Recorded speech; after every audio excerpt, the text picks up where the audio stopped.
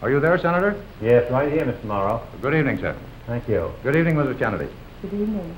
I understand that the two of you had a very much publicized courtship. How did the two of you meet? We met at the house of a friend about 2 years ago. Before becoming American royalty, Jacqueline Bouvier was a working woman. And as Tracy Smith tells us, her first big job led to a life-changing first date. Mrs. John F. Kennedy, third youngest of the 29 wives to live in the White House.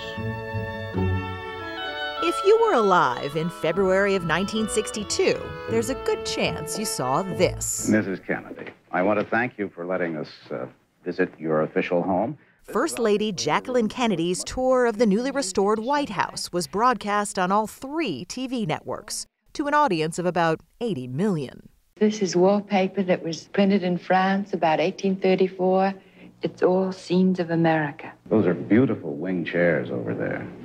They are pretty. But people who knew her well say that the real Jackie was not at all like the flawless figurine who appeared on screen. It seems that some people assume that the most interesting thing about Jacqueline Bouvier is that she married a Kennedy. You know, I think the presumption has been that her life only became interesting after she married him, when in fact, because she was so interesting, he married her. You good? Carl Sferrazza Anthony is author of a dozen books about first ladies. His latest, Camera Girl, by an imprint of our sister company Simon & Schuster, is about Jacqueline Bouvier before everything. A young woman who once wrote that her ambition was not to be a housewife. She had a rather dim view of marriage. She felt very strongly, even as a young woman in the early 1950s, she should not marry before she had somehow established herself. What Jacqueline Bouvier wanted was to be a writer, and she was willing to start at the bottom. And back then, this was the bottom. A column in Washington's Times Herald called The Inquiring Photographer, later changed to Inquiring Camera Girl. Her job was to take pictures of passers-by and ask their opinions about random topics, like women in politics, or how a wolf whistle made them feel. But she's asking strangers on the streets of Washington, 10 years before becoming the world's most famous woman. She was fearless, charming, and single.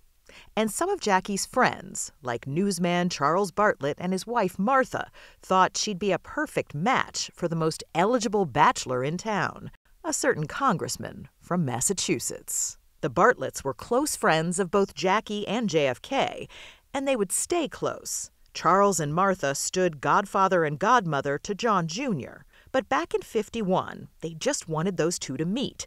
So one night in May, they threw a dinner party at their Georgetown home.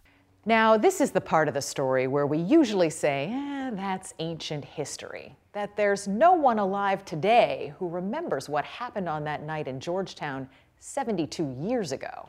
But in this case, there is someone who remembers it all. Stand here, for instance. Learn how to balance things. See how the room is balanced? Yes. I get up in the middle of the night and move the furniture. Do you move it around? Martha Bartlett, the hostess of the dinner party where Jackie met JFK. And how much is this? No, 30,000. Is still very much alive, thank you. Picasso said you've never seen a rooster until you've seen a rooster weathervane. And living in Washington, in a house filled with American antiques. That's in the Metropolitan. Here's Pennsylvania. That is a reverb, 200 years old. And at age 97, her memories of what happened back in '51 are still alive as well. May 13th, 1951. What do you remember about that first dinner where Jack met Jackie? Well, I wasn't too sure that he would enjoy Jackie, or that she would enjoy him. So I had my other good friend, Loretta Summers. So we had an extra woman, which was very peculiar, but we had it anyway.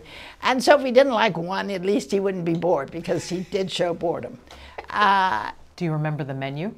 Probably, as usual, it was my same old chicken casserole. Chicken casserole. That was what you served at these parties? I'm afraid so. You could name the menu before you sat down. Years later, Jackie shared her memories of that night. And according to author Carl Anthony, JFK made quite an impression. She wrote about the first time she met John F. Kennedy and how she knew, as she put it, he would have a disturbing effect on my life. And she says she almost felt like running. But she knew that whatever heartbreak he was going to inevitably bring her, it would be worth it. Now we're going to come in here. And privately, Martha says Jackie was in hot pursuit. Jackie even said that the two of you were shamelessly matchmaking, trying to get her and Jack together.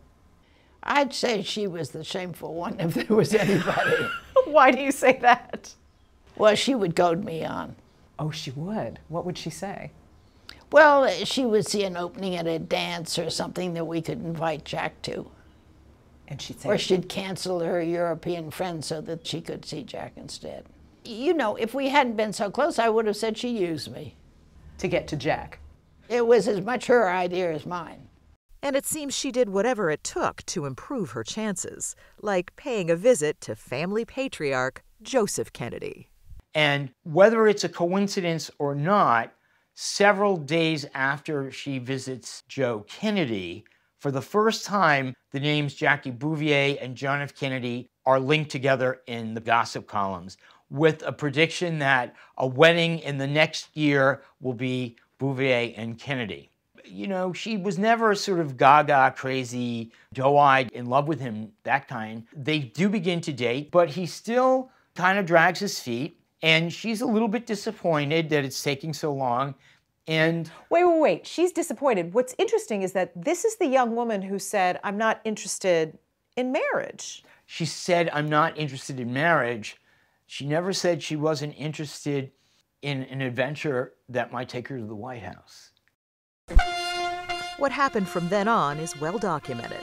In fashionable Newport, Rhode Island, the wedding of U.S. Senator John F. Kennedy and socialite Jacqueline Lee Bouvier. The Kennedy-Bouvier wedding in 1953 was one of the social events of the season, maybe the century. Charlie Bartlett was an usher. Martha Bartlett was one of more than a dozen bridesmaids. You were in the bridal party. What do you remember about that leading up to the wedding? I don't know why, but she was not a happy bride particularly. I think it was due to the fact that her father couldn't give her away. Was he there? He was there. He got totally intoxicated the night before and couldn't get up the next morning. For the 36-year-old Massachusetts senator and his pretty 24-year-old bride. And so began a union that still fascinates today. Martha Bartlett was there for a lot of it. That's her next to Jackie at the State of the Union. But for her, as with many of us, the Kennedy saga brings mixed emotions about a glamorous couple and a dream unfulfilled. So when you look back on your matchmaking, you and your husband's matchmaking, do you think job well done? No, because I find it terribly sad. What do you mean? It's a sad tale. You don't think so? In the end. Yeah. But I think we all like to believe that the beginning was magical. Yeah. And we all love fairy stories.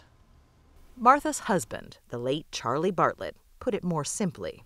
Talking about his role introducing JFK to his future bride, Charlie said he needed a gal, and we found him a hell of a gal.